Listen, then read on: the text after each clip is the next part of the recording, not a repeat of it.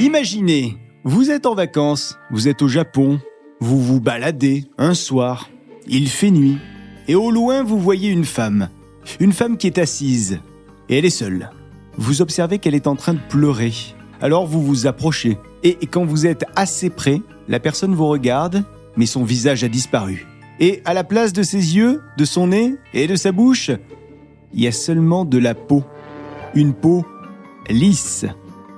Bon, ce que vous venez de voir, c'est ce qu'on appelle un yokai, c'est-à-dire un démon japonais, un démon connu sous le nom de Nopperabo. La Fabrique Audio présente La Petite Histoire.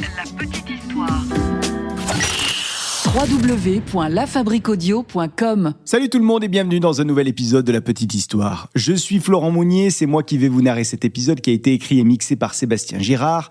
Et avant de commencer cette petite histoire du paranormal, on tient à vous remercier pour vos nombreux messages sur les différents podcasts, notamment sur l'histoire de Jean Bouin. Il y a Nico qui nous disait que lui aussi, il voyait ce nom partout sans connaître son histoire. Et donc il était ravi d'avoir écouté cette petite histoire. Merci à toi Nico d'être régulièrement actif sur les commentaires de Spotify. Allez, on part ensemble à la découverte aujourd'hui du folklore japonais et des légendes qui entourent ce pays et son histoire.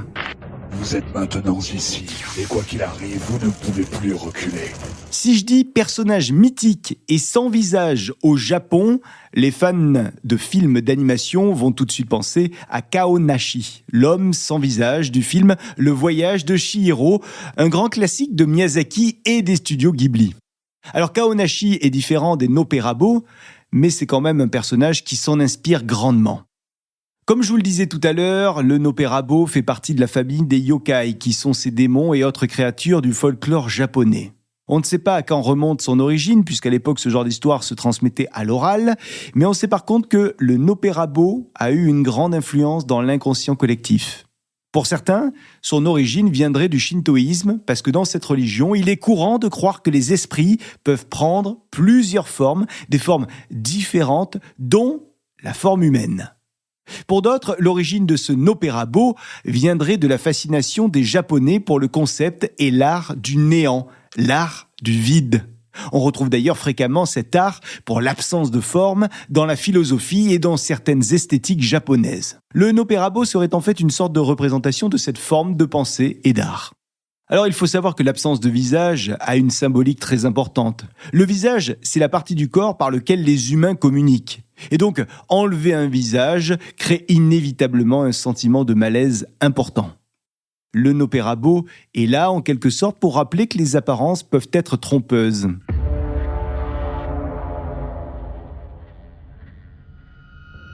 Je ne peux pas vous dire depuis quand existe le Nopperabo, mais je peux peut-être vous dire que la première personne à avoir vu un Nopperabo serait un pêcheur, c'est la légende qu'il raconte. Un homme qui vivait dans un village isolé. Laissez-moi vous dire comment cela serait arrivé.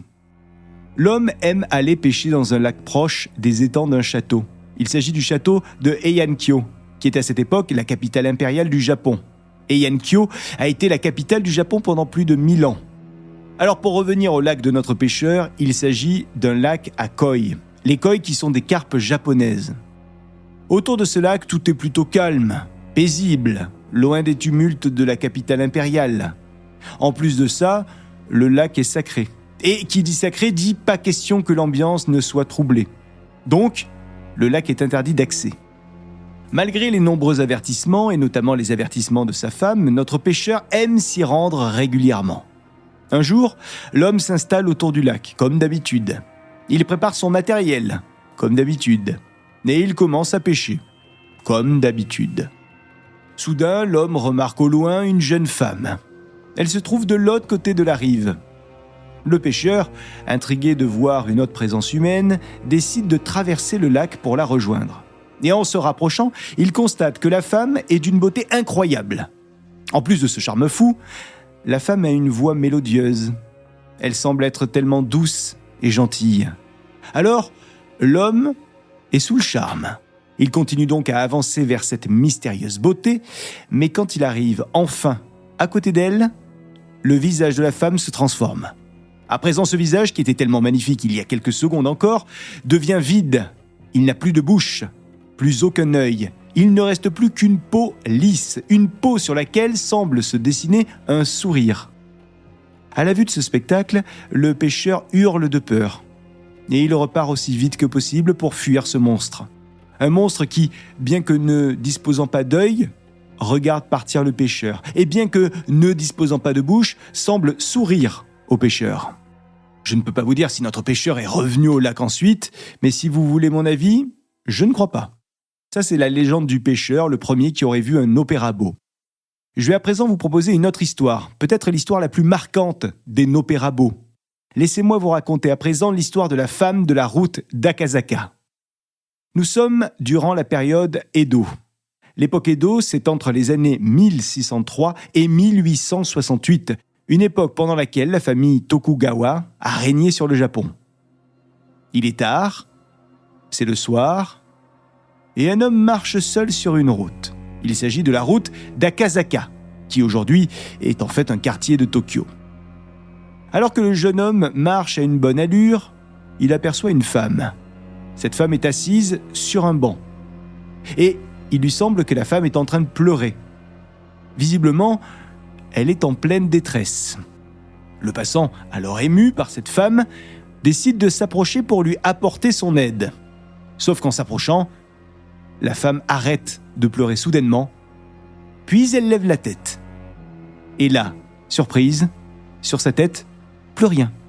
Plus de visage, plus aucun œil, plus de nez, et pas de bouche non plus. L'homme, choqué, part alors en courant et en hurlant.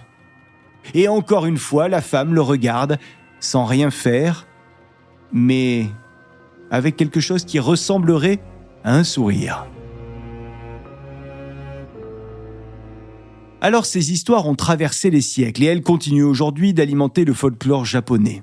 Chose assez rare qui mérite d'être relevée, c'est que le opéra-beau semble inoffensif.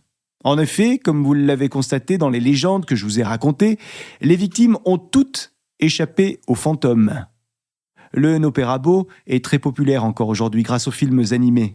On l'a vu notamment dans La Princesse Mononoke, Pompoko ou bien encore Etalia.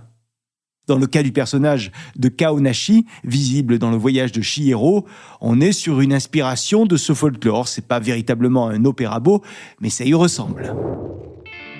Voilà les amis pour cette histoire autour du opéra-beau. Merci de nous avoir écoutés. Si cet épisode vous a plu, n'hésitez pas à le commenter, le partager. Dites-nous d'ailleurs si le folklore japonais et les yokai vous plaisent, parce qu'il en existe beaucoup. On pourrait vous faire une petite série par exemple.